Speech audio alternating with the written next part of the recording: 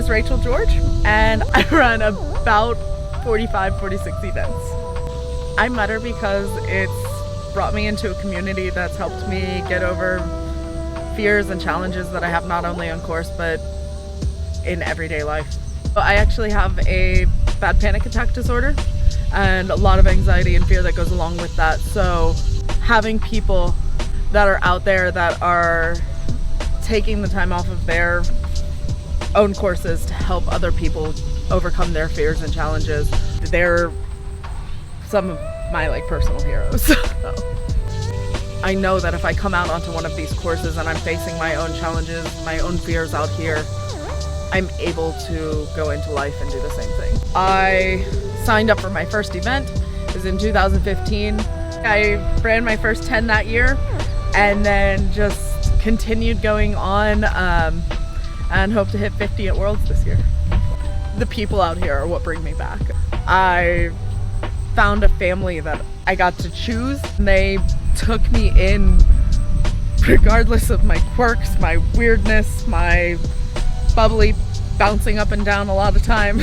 My suggestion to any new person is come out, expect to be challenged, expect to face things that you may not necessarily think you can do, and be prepared to overcome them. It's a challenge, it's difficult, but we're gonna get you over regardless of whether you think you can do it or not. Craziest thing I've ever done is I actually adopted my dog on a Tough Mudder course. Somebody walked on course with this cute little white puppy. I had just finished up my volunteer shift. One of my friends was out running, so we were waiting for him to finish up.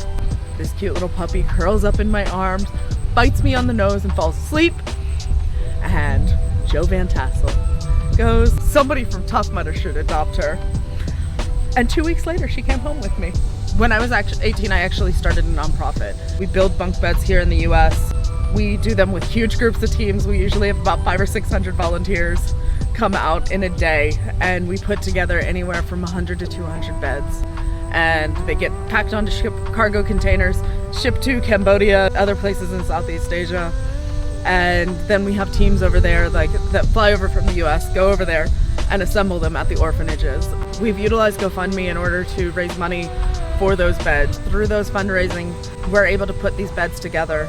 Our teams go over and they're able to take a kid that has never had a bed of their own and show them that that's their space. That's the one place they have to call their own.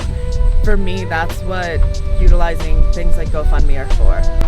It's one of the amazing things that a platform like that can do, is it can take something as small as an online fundraising and change a kid however many thousands of miles away's life.